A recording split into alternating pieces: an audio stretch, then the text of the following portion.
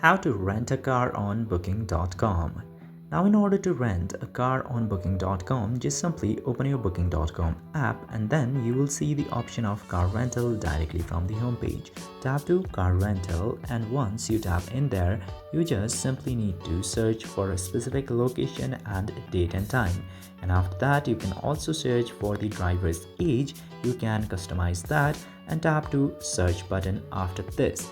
And if there is any cars available in the place that you have searched, you will see all of that cars in this list, and after that you can just simply choose the car that you would like to rent, and this way you can very easily do it. There were no cars available in the region or the area that I have searched, but if your area uses booking.com heavily, you will surely find some cars to rent in there.